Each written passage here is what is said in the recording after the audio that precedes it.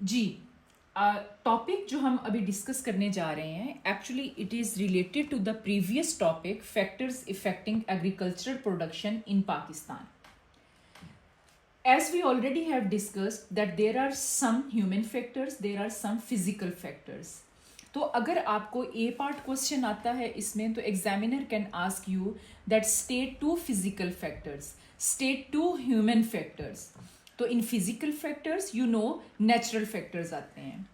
If you come towards a C part question, तो C part question simply आपको आ सकता है that explain one way in which irrigation is important for agricultural production in Pakistan.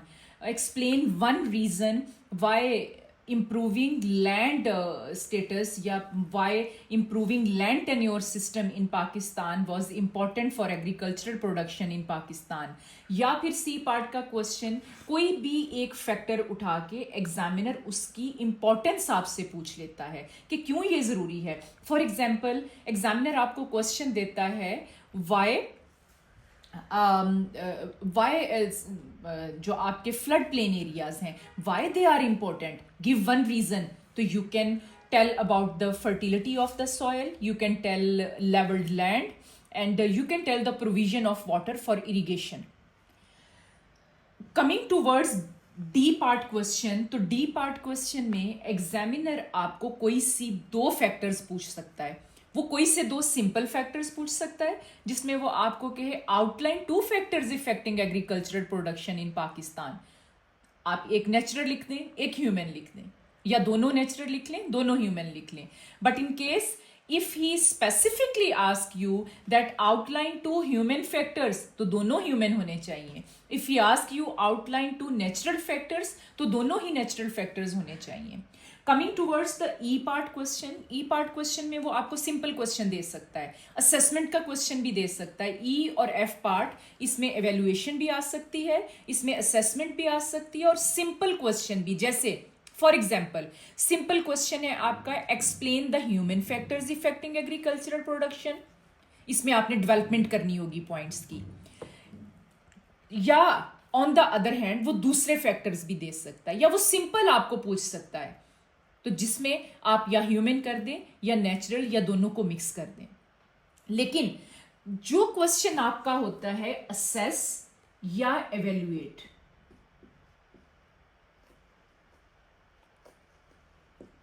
उसमें you have always to give a second opinion. ठीक है, अब यहां पर एज अ सैंपल क्वेश्चन मैं आपको दिखा रही हूं, assess the importance of fertilizers for agricultural production in Pakistan. अब एग्जामिनर जहां पर आपकी असेसमेंट मांग रहा है, असेसमेंट में क्या करना होता है, you have to give a second opinion. First of all तो आपने इसको प्रूव करना होता है. वो कह रहा है assess the importance of fertilizers for agricultural production in Pakistan. तो आप सबसे पहले इंपॉर्टेंस को एक्सप्लेन करोगे कि फर्टिलाइजर्स का यूज किस तरह से इंपॉर्टेंट है. For example with the use of fertilizers we can increase agricultural productivity because fertilizers they can enhance crop yield, contributing to food security and economic growth in Pakistan. अगला point, better quality of crop. Fertilizers आपकी crop की quality को अच्छा कर देती हैं. With the proper application of fertilizers crop quality improves leading to high market price. आपकी जितनी अच्छी क्रॉप की क्वालिटी होगी आपको उसका आउटपुट उतना ही अच्छा मिलेगा.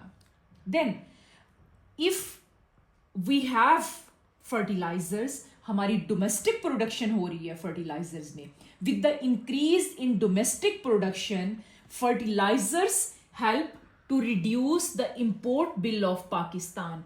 एज मैंने आपको पहले भी एक्सप्लेन किया था कि जब ग्रीन रेवोल्यूशन आया तो उसी टाइम पीरियड में फर्टिलाइजर फैक्ट्रीज भी लगाई गई पाकिस्तान में, जिन्होंने हमें डोमेस्टिकली फर्टिलाइजर्स प्रोवाइड की for the better growth of crops. Then coming towards the next point, तो नेक्स्ट जो इसका फायदा होगा, it maintains soil fertility. Soil की फर्टिलिटी को आप कैसे मेंटेन रखती हैं? क्योंकि आपको पता है every crop it takes the fertility of soil. तो fertilisers they maintain the soil fertility, its structure and overall health, ensuring sustainable agricultural practices in Pakistan. Furthermore, अब अगर ये सारा कुछ होगा, हमारे पास प्रोडक्टिविटी भी अच्छी है, क्वालिटी भी अच्छी है, हमारा इंपोर्ट बिल भी रिड्यूस हो रहा है, सॉइल फर्टिलिटी भी हमारी इफेक्ट नहीं हो रही, तो क्या होगा? It will lead towards food security, to manage the food security in Pakistan. अब इसको हमने असेस कैसे करना है? ये चीजें तो हमने बता दी, इंपॉर्टेंस बता दी। अब असेसमेंट हमारी उस वक्त तक कंप्लीट नहीं होगी जब तक हम कोई काउंटर स्टेटमेंट नहीं देंगे, जब तक हम अपनी कोई सेकंड ओपिनियन इस पे नहीं देंगे। तो आप इसको किसी भी तरह से काउंटर कर सकते हैं, but your help for the preparation of a model question you can add these points. However, fertilizers are very expensive. It can't be affordable by small scale subsistence farmers. तो इसकी जो है वो पॉसिबिलिटी हम कर सकते हैं अगर हमारी गवर्नमेंट कोई सब्सिडी प्रोग्राम्स इंट्रोड्यूस करवाए to make the fertilizers more affordable for small scale farmers as well. तो फिर हम इसके जो डिजायर्ड रिजल्ट्स हैं वो अचीव कर सकते हैं। Coming towards the next point, अब क्या है? Fertilizers, we know that they are used to increase the fertility and to balance the fertility of the soil. But at the time when farmers, they don't have the proper knowledge of the application of this chemical, तो उस वक्त it affects your environment, it affects your health and it affects your soil as well.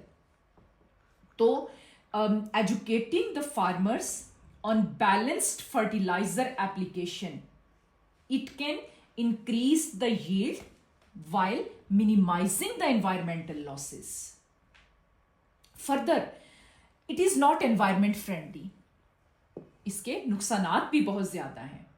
So, अगर हम इसको थोड़ा सा और develop करें, अगर हम रिसर्च में थोड़ा इन्वेस्ट करें, तो ये डेवलपमेंट जो है it can lead to the creation of more efficient and environment fertilizers. अब आपने काउंटर भी कर दिया, आपने इसके इंपॉर्टेंस के पॉइंट भी बता दिए, अब आपने इसको कंक्लूड कैसे करना है, एंड कैसे करना है इस आंसर को, कैसे आप एक दो स्टेटमेंट के अंदर पूरे इस क्वेश्चन का एक उसको कॉम्प्रिहेंसिवली इनटू 2 और 3 सेंटेंसेस आप बताएंगे कि आपने क्या असेस किया। ठीक है, तो overall we can say that fertilizers are very important to increase agricultural production in Pakistan because they contribute to food security, economic growth and environmental stability. If we address the challenges and exploring opportunities, तो फिर क्या होगा? It will help us in getting more agricultural production, और इस तरह से फिर हम एग्रीकल्चर को सस्टेनेबल वे पे कर सकते हैं। So this was how we have to attempt an assessment और एन इवेल्युएशन क्वेश्चन। इसके अंदर असेसमेंट पे आपको ये भी स्टेटमेंट आ सकती है, evaluate whether human factors are more important which affect agricultural production in Pakistan, evaluate whether machinery is the most important human factor। तो अगर आपको कोई एक ह्यूमन फैक्टर दे के पूछा गया हो कि क्या यही इंपॉर्टेंट है, तो then you have to compare other human factors with it. For example, मैं आपसे कहती हूं कि क्या मशीनरी ही सबसे ज्यादा इंपॉर्टेंट फैक्टर है, ह्यूमन फैक्टर, ह्यूमन जो एग्रीकल्चरल प्रोडक्शन पे इफेक्ट करता है, तो आप कहोगे although machinery is very important, machinery से आपका काम एफिशिएंट होता है, ज्यादा वक्त का काम कम लेबर फोर्स के साथ आप एफिशिएंटली कर सकते हो। But on the other hand other human factors such as pesticides की एप्लीकेशंस, सच एज फर्टिलाइजर्स की application, such as better irrigation systems, ये सारे कंट्रीब्यूट करते हैं towards a high production of any agricultural crop. और फिर एट द एंड कोई सी दो स्टेटमेंट के अंदर इसको आप काउंटर कर दें और अपनी एवेल्युएशन और असेसमेंट को कॉम्प्रिहेंसिवली लिख दें। That's all about 8 and 6 marks question. अगर आपको 6 मार्क्स का क्वेश्चन आता है तो 12 से 16 लाइंस एग्जामिनर ने आपको दी होती हैं। In these lines you have to explain well developed 3 to 4 points. अगर एग्जामिनर आपको क्वेश्चन ये 8 मार्क्स का देता है तो 16 to 20 लाइंस आपको दी होती हैं, जिसके अंदर कम से कम आपने 4 पॉइंट्स को डेवलप करना है with example, with references. A strong impression should be there of evaluation in these question। अगर आप इस तरह से ये क्वेश्चंस अटेम्प्ट करेंगे तो आप इसमें फुल मार्क्स ले सकते हैं एग्जाम में। I hope everything is clear.